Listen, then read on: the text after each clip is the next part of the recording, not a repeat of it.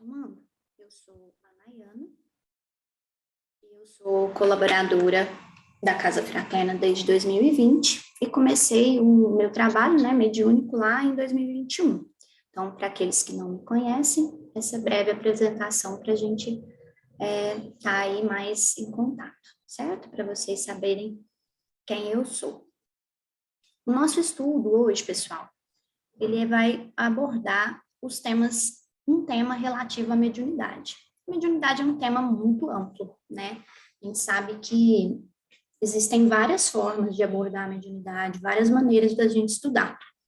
A abordagem que eu escolhi hoje, meu computador só não está passando aqui.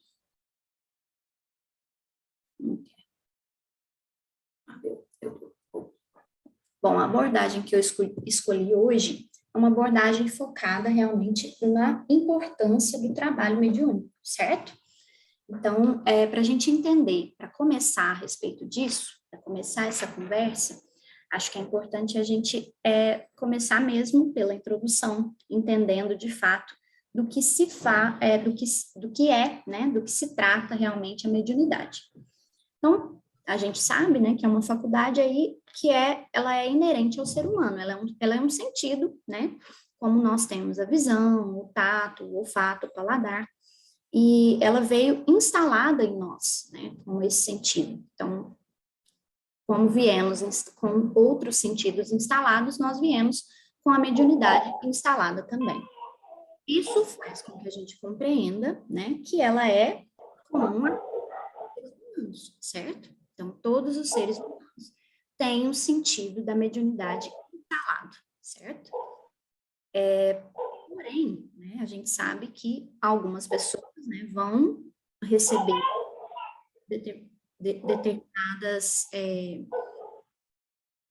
determinada, vamos dizer assim, forma de trabalho, né, forma de trabalhar aquela habilidade para que ela se desenvolva mais ou certo?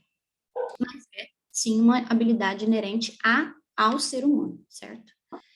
A gente sabe, né, através dos estudos atualmente, que ela é controlada pela glândula pineal e a energia dela, né, provém dos chakras coronal e frontal. Então, a energia que a gente tem nos nossos corpos, né, num dos corpos que a gente tem, que a gente já teve até um estudo a respeito disso, sobre os 7 corpos que nós temos, espirituais, né, em um desses corpos, a energia fica condensada na forma de vórtices, que são os chakras. E os chakras que controlam a mediunidade especificamente são o frontal e o coronal. O frontal do terceiro olho e o coronal da coroa aqui no topo da cabeça, né? Que são os chakras que irradiam a glândula pineal, a glândula responsável aí pela mediunidade em si, certo? Eu trouxe aqui essa imagem, né? A imagem em azul, para vocês verem que nós temos aqui a glândula pineal, que é essa pequena bolinha vermelha, né? A imagem azul do cérebro, essa pequena bolinha vermelha aí seria a glândula pineal. Então, é uma glândula realmente pequena, que realmente existem vários estudos a respeito dela, né? Principalmente aí controlando o sono, né? Relacionado com a produção do hormônio melatonina, esses estudos dentro da ciência humana. Mas já existem estudos, inclusive, direcionando para essa questão da descoberta da pineal relacionada com a espiritualidade, certo? E a primeira imagem mostrando aí a irradiação, né, do chakra frontal. Do lado mostrando os 7 chakras, que são os que a gente já discutiu também em outro estudo, sendo que o chakra 7 e o 6 são os responsáveis pelo controle aí da mediunidade, certo? Que é o coronário e o frontal. Qualquer dúvida, pessoal, podem ir parando e me fazendo perguntas, tá bom? Ok, então já entendemos de onde a mediunidade vem, como ela é controlada, né? De que forma orgânica essa mediunidade seria controlada, né? Porém, ainda falta muita coisa para a gente realmente entender como ela é. Para isso, eu trouxe algumas informações de alguns livros, né, que eu trouxe aqui. Eu trouxe o do Evangelho, o Evangelho segundo o Espiritismo, de Kardec mesmo, falando sobre a mediunidade. Aí vou fazer a leitura para a gente acompanhar. A mediunidade é inerente a uma condição orgânica, de que todos podem ser dotados. Desculpa, vou aceitar alguém aqui. Uma condição orgânica de que todos podem ser dotados como a de ver, ouvir e falar. Não há nenhum de que o homem, em consequência de seu livre-arbítrio, não possa abusar. Deus outorgou as faculdades ao homem, dando-lhes a liberdade de usá-las como quiser, mas a lei e justiça divinas punem sempre aqueles que delas abusam. Então, o Evangelho traz essa pequena passagem, né, no item 12 do capítulo 24, falando exatamente sobre isso, da mediunidade ser uma condição inerente, orgânica, que todos podem ser dotados, exatamente como um sentido, como eu comentei. Nas obras póstumas de Kardec, né, vai falar mais um pouquinho a respeito. Então, tá aqui.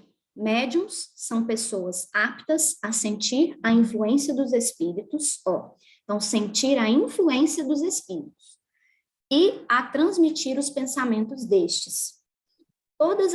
Toda pessoa que, num grau qualquer, experimente a influência dos espíritos é, por esse simples fato, médium. Essa faculdade é inerente ao homem e, por conseguinte, não constitui privilégio exclusivo, donde se segue que poucos são os que não possuem qualquer rudimento de tal faculdade. Poucos são os que não possuem qualquer rudimento, ou seja, ela de alguma maneira está presente em todas as pessoas, mesmo que de forma rudimentar, né? Pode-se dizer que toda gente, mais ou menos, é médium. Contudo, segundo o uso, aí é que vem a diferença, conforme o uso, esse qualificativo só se aplica àqueles em que a faculdade mediúnica se manifesta por efeitos ostensivos de certa intensidade. Isso está na primeira parte, nas manifestações dos espíritos, no capítulo 6. Pode falar, Silvia. Pois bem, Nana, essa fala sua me remeteu a eu sempre comento com vocês, mas temos muitas pessoas novas aqui, né? Uma obra de Umbanda do Rubens Saraceni, A Doutrina e Teologia de Umbanda, eu acho que é o capítulo 4 ou 5, salvo engano, que fala sobre a mediunidade, minha câmera, e traz isso sobre a citação mediunidade aí. não... A citação desse livro, inclusive. Olha aí, é isso aí, então vamos lá. Nem vou falar nada, tá escrito. Tá, eu vou falar e aí, se não for, a gente complementa, tá, Silvinha? Perfeito. Mas é isso. No Doutrina e Teologia de Umbanda Sagrada, do Rubens Saraceni, né, ele comenta que mediunidade é a faculdade que uma pessoa possui e que, se desenvolvida ordenadamente, poderá servir de meio de comunicação entre os dois planos da vida, o espiritual e o material. A mediunidade sempre existiu como canal de comunicação entre esses planos, através dos profetas, das pitonisas, dos oráculos, né? Isso está exatamente no capítulo 4, Silvinha, no item 4.1, tá? Você queria falar mais alguma coisa específica do capítulo? Eu acredito que é nesse capítulo ainda que fala da questão, talvez um pouco até aprofundada aqui, mas só a nível de citação mesmo, da educação mediúnica, né, no que se... Não é spoiler não, né, que eu tô dando aqui. É spoiler. Não tá, mas vou ficar quieta. Não, era sobre uma passagem que eu acho muito interessante, os mitos que existem por trás. Né? Eu trouxe eles justamente por isso, porque eu também Perfeito. achei... O que eu busquei fazer aqui? Eu peguei esses comentários acerca, né, do que a gente sabe de mediunidade e tudo mais, né, sobre várias obras, e o que eu usei como base mesmo do estudo foi a obra do Saraceni, Então, eu fui tirando algumas informações da obra do Saraceno. Então, eu trouxe essa questão dos mitos, porque é realmente uma coisa que a gente leva muito, né, como se diz, a gente acaba levando isso muito adiante por ouvir falar, né? Então, eu realmente trouxe isso porque eu acho que é importante a gente desmistificar isso, tirar isso do nosso imaginário, porque esses mitos nos atrapalham, né? Então, eu realmente trouxe isso para nos ajudar, mas é isso mesmo, Silvina, por aí, né? Perfeito, não, pode continuar. E aí eu trouxe aqui também uma parte do livro A Cura pelo Conhecimento, que é da Maria Regina Villarim, que é um livro de perguntas e respostas, onde a Maria Regina elaborou as perguntas, quer dizer, ela com a equipe, né? E o pai Sebastião do Congo responde.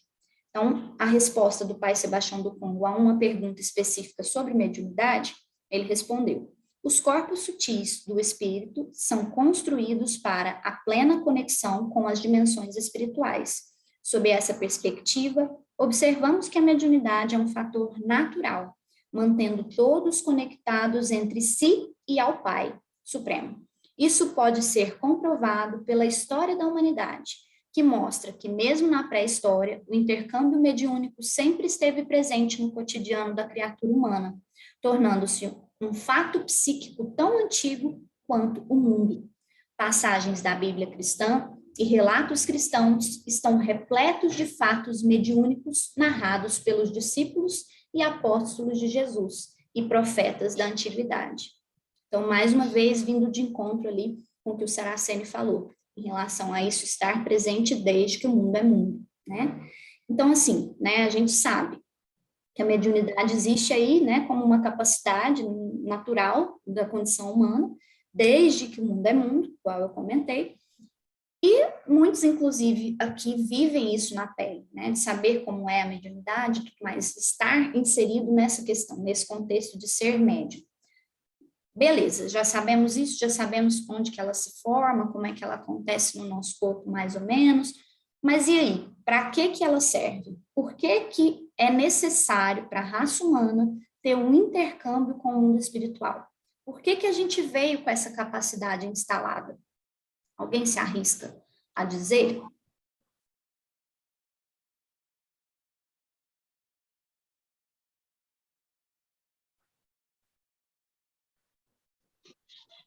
Seria para concluir as aprovações, Nana?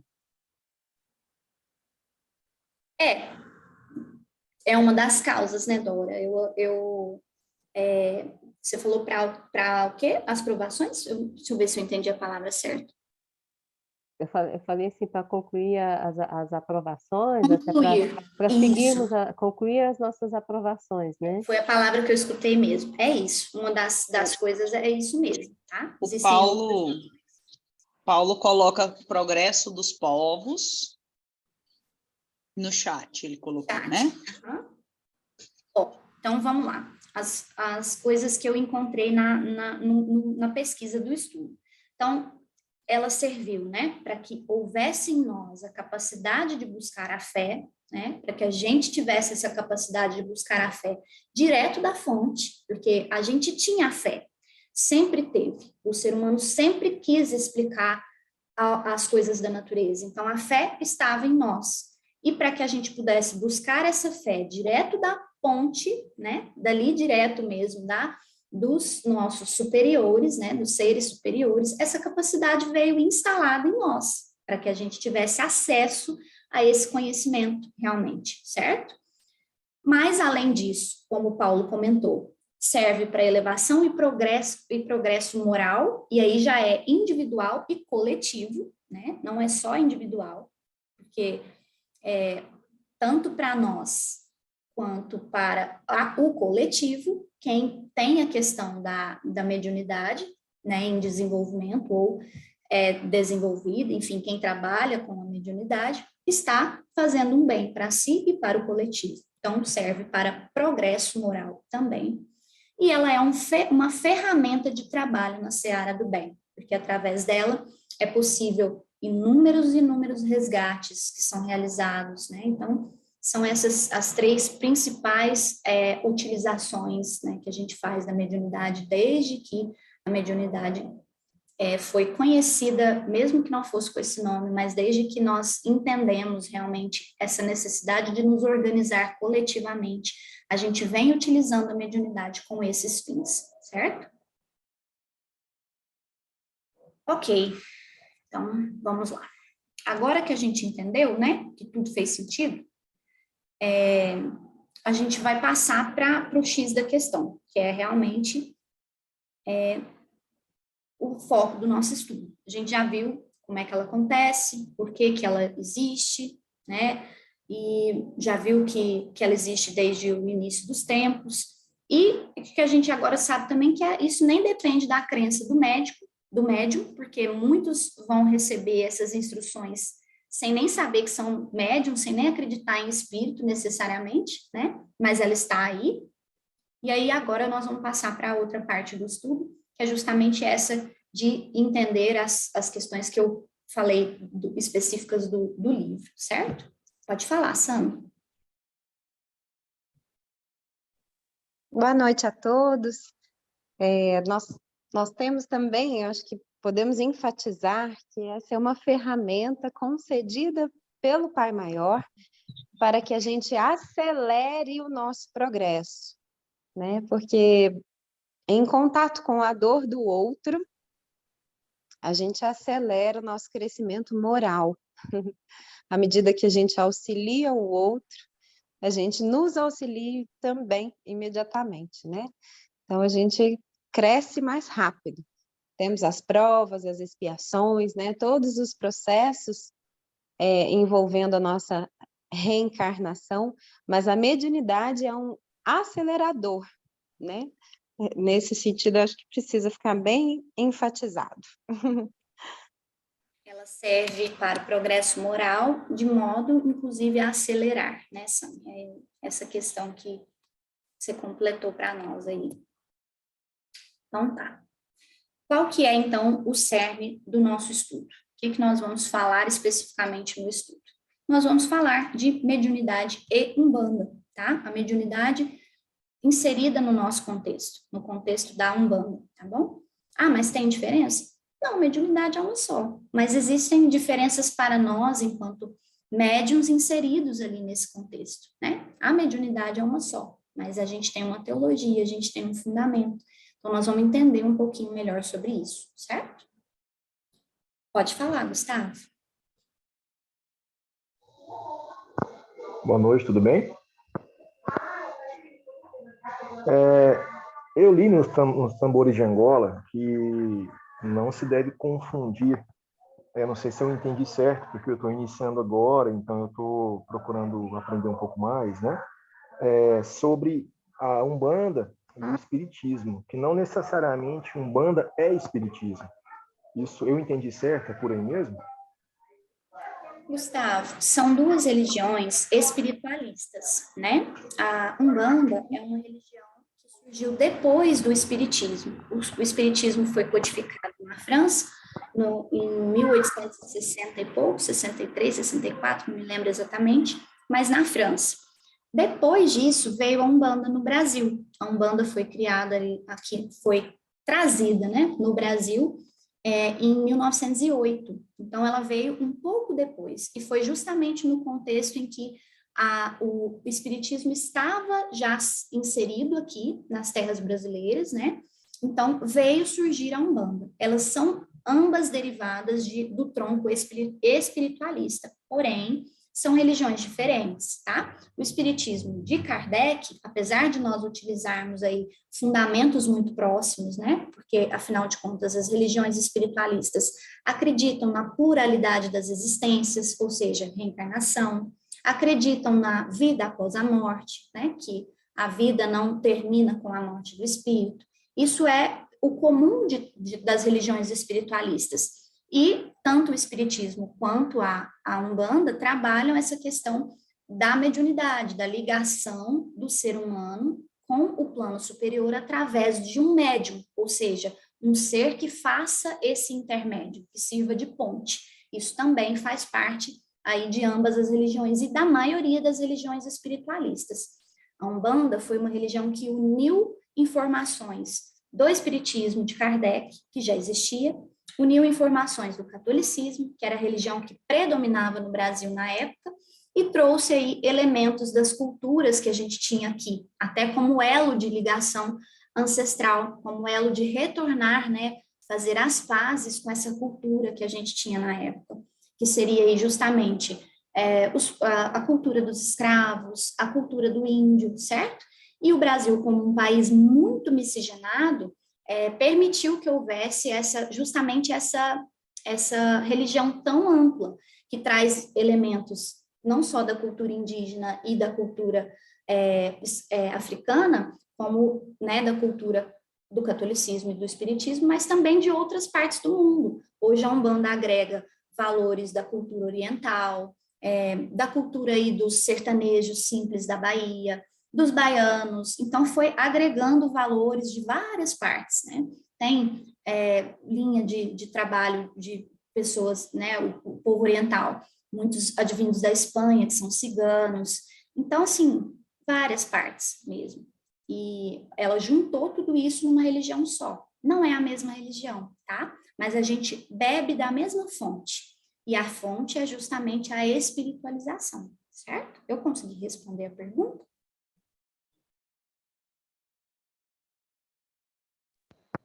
Perfeito, Ana. Obrigado pela explicação, viu? Bom, então agora a gente vai justamente passar para isso, para compreender a mediunidade inserida dentro do nosso contexto, né? Dentro do nosso contexto aqui de Umbanda, que é o foco aqui do nosso estudo, tá bom?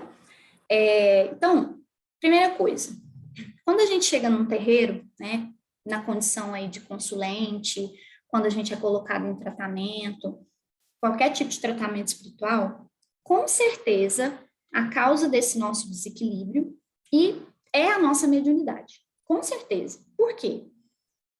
Pra gente, lembra que lá no comecinho eu falei que, de acordo com o Obras Póstumas, qualquer grau de captação da influência espiritual é uma mediunidade.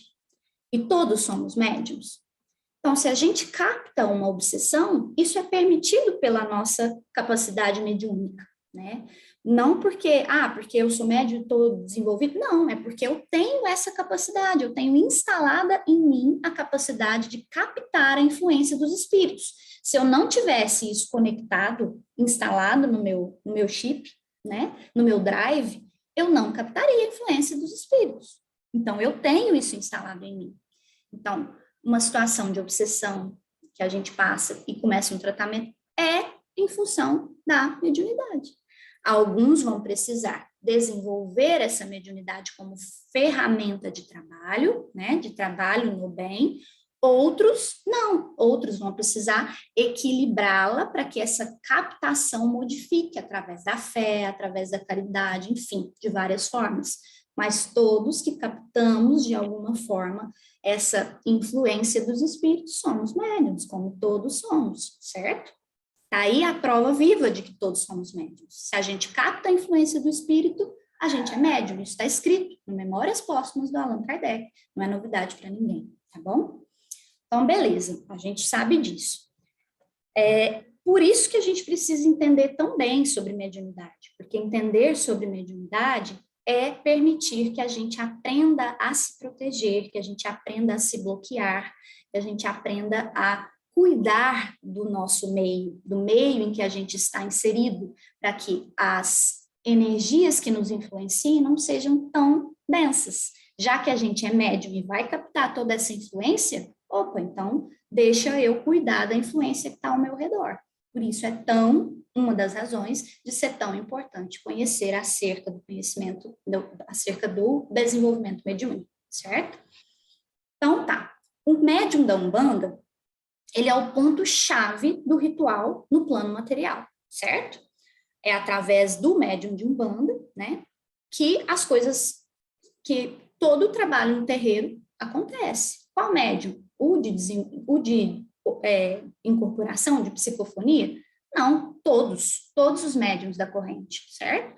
Então, o médium é o ponto-chave, e é por isso que ele precisa receber atenção, carinho, paciência, respeito, principalmente nessa fase inicial, quando ele está aí chegando, né, para iniciar o desenvolvimento no terreiro, porque é um período em que há muita a fragilidade, né, de novos conceitos sendo aprendidos, um ajuste, né, físico está acontecendo entre a mediunidade e o que o médium vai realizar, que seja doação, né, fluídica, que seja psicofonia, que seja psicografia, né, então, qualquer que seja a mediunidade, mas ela demanda esse ajuste físico para que haja uma forma de trabalhar, certo?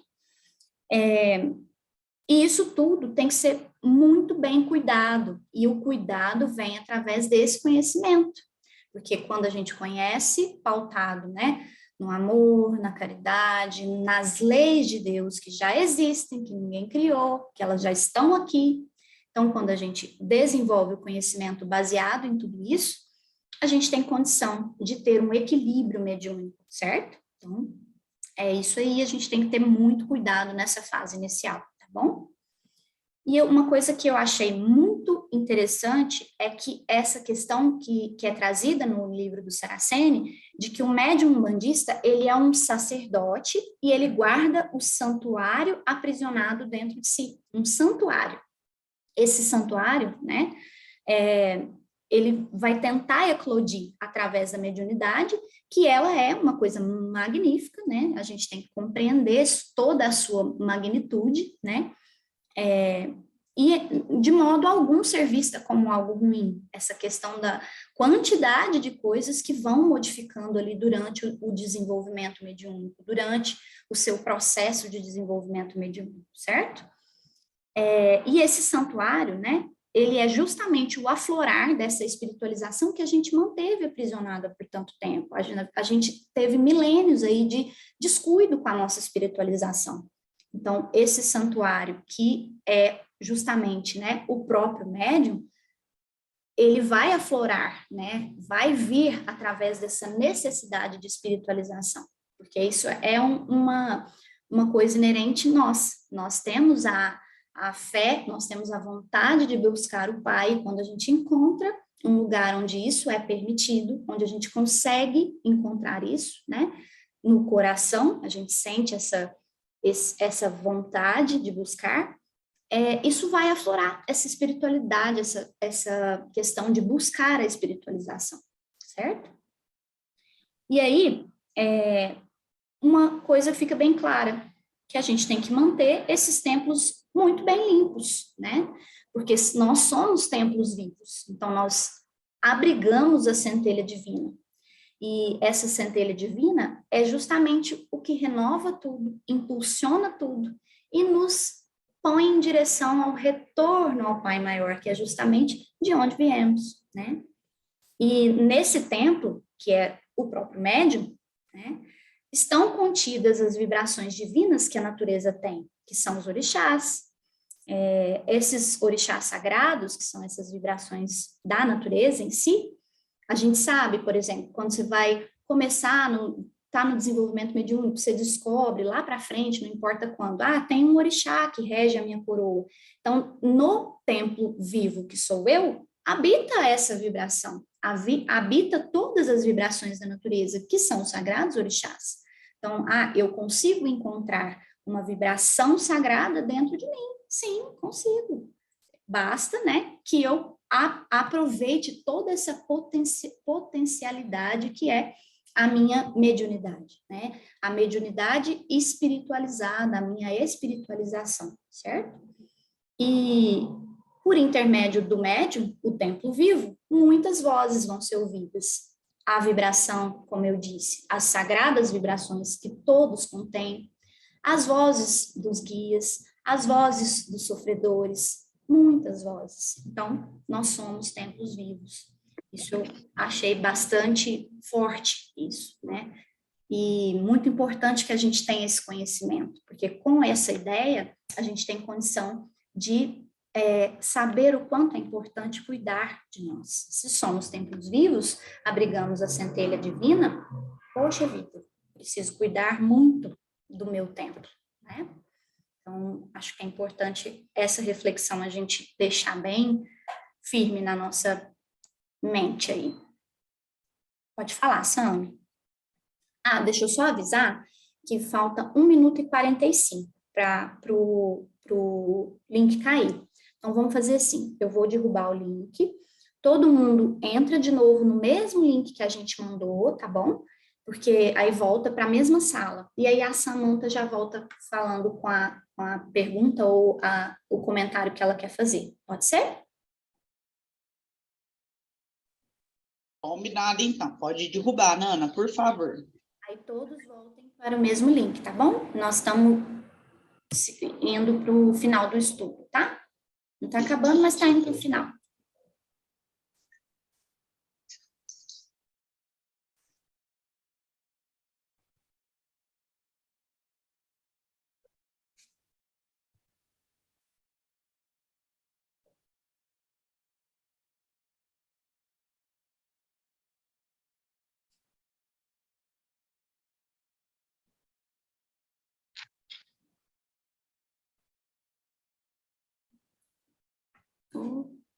Não quer sair?